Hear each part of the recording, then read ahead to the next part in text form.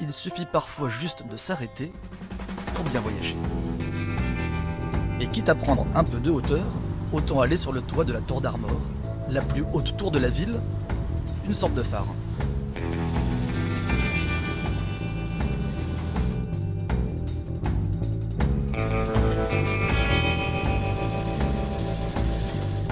La mer est juste là. La baie de Saint-Brieuc s'étend sur 800 km², 5e baie au monde pour l'ampleur de ses marées.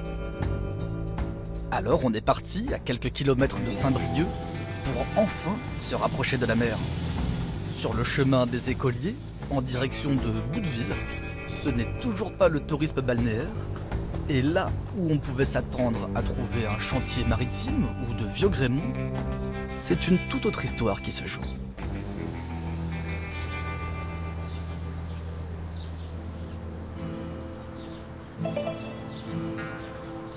Au bord de la baie, dans une zone de friche, on trouve des trains, toutes sortes de trains qui ne demandent qu'à reprendre leur course.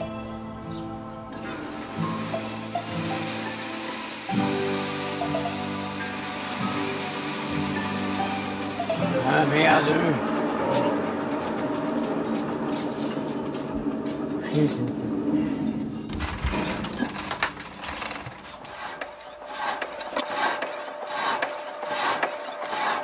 J'ai eu un train électrique à l'âge de 7 ans à peu près et ça m'a pas quitté. Hein.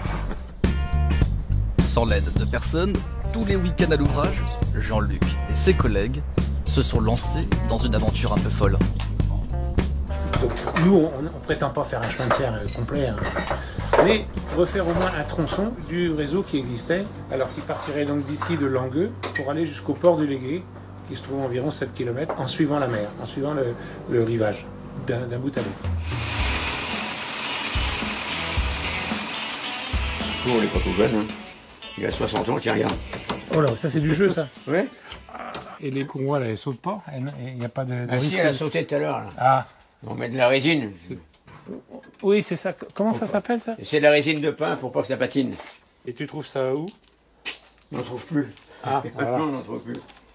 Ou sinon on met de la craie ou de l'ail.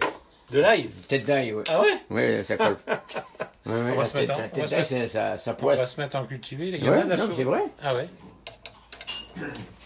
Vous êtes tous des anciens cheminots? Aucun. Certains sont fils de cheminots, ou filles, parce qu'on a aussi quelques dames, mais on n'a pas de cheminots soit en activité, soit en retraite. Non. Non, non. C'est-à-dire que tous les travaux, il a fallu les apprendre, hein, sur le tas. Ouais. Ah ouais, je te mets sur la voie principale. Et quel était ton métier? Instituteur. Et je joue au train. Remonter 7 km de voie pour reconquérir le bord de mer, l'entreprise est titanesque.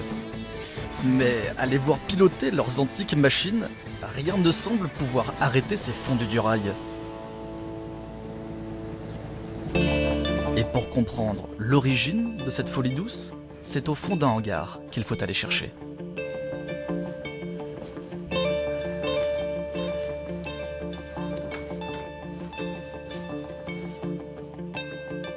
Juste un mot sur cette machine là. Déjà, c'est pas une machine, c'est un autorail. Pardon. C'est pas grave.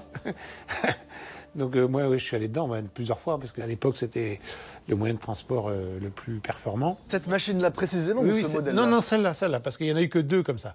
Il y en a eu que deux de fabriqués, donc c'était en alternance, enfin les deux circulaient, donc je suis forcément monté dans celui-là. Alors ça s'appelait la Compagnie des chemins de fer des Côtes du Nord. Ce réseau recouvrait quasiment tout le département. L'objectif, c'était que tous les chefs-lieux de canton du département soient reliés les uns aux autres par le train. C'est-à-dire qu'on puisse aller d'une foire ou d'un marché à un autre dans la journée. Dans la journée. C'était un véritable service public, parce que il suffisait de faire signe au conducteur, le gars il s'arrêtait. C'est ça la différence entre le petit train et le grand train. Le dimanche, dès qu'on pouvait, à la belle saison, on descendait en train à Binic avec ce train-là. Mon père était cheminot, mais pas au chemin de fer des Côtes du Nord, hein, au grand train SNCF. On était à 400 mètres de la gare.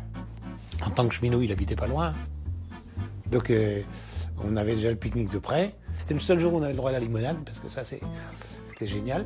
Et c'était des parties de plage à ne pas finir. Et le retour le soir, alors folklorique, parce qu'avec beaucoup de monde, beaucoup de monde dans le train. Et les papas qui descendent et puis qui poussent le train, parce que Binic, la gare était au niveau de la mer. Au niveau de la mer, en grande marée, les rails étaient pratiquement recouverts par la mer.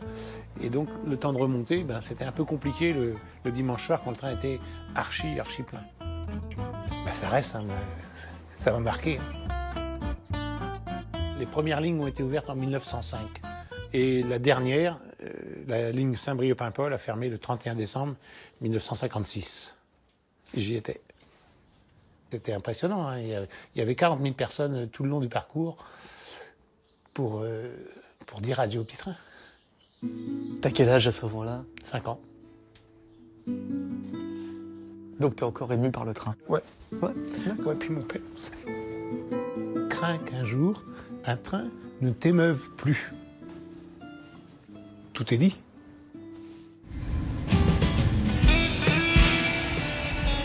On imagine les dimanches en famille et un petit train menant droit sur la plage. Jean-Luc rêve de voyages d'antan. Il aurait pu vivre avec ses souvenirs nostalgiques. Mais il a choisi une autre voie. Quand on est arrivé en 93, on a coutume de dire que ça ressemblait à Verdun ou à Beyrouth sous les bombes. On a posé les voies. C'est des rails qu'on est allé chercher il y a environ 40 km d'ici, qu'on a démontés pendant 2 ans, tous les week-ends.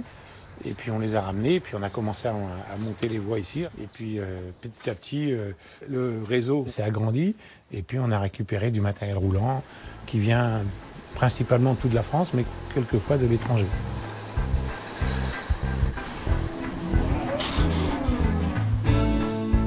Aujourd'hui, la vingtaine de membres actifs de l'association a déjà remonté 800 mètres de rails pour se prouver à eux-mêmes et aux autorités que ce rêve était bien possible. Un rêve qu'ils partagent tous les étés en invitant le public à monter à bord.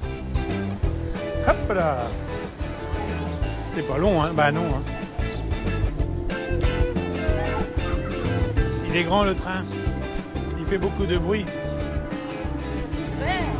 Est-ce qu'ils vont arriver à embarquer tout le monde dans cette aventure?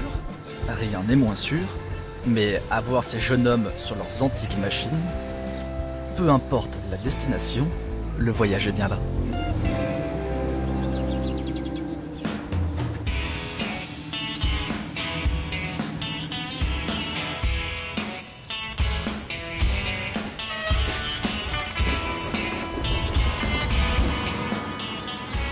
Sur l'ancienne voie de chemin de fer, ces fameux 7 km à conquérir, avant d'arriver au port du Légué, on trouve un lieu que rien n'indique. Quelques wagons étaient destinés à la casse. Ils se sont arrêtés à flanc de rocher pour se transformer en cabanon. La belle idée.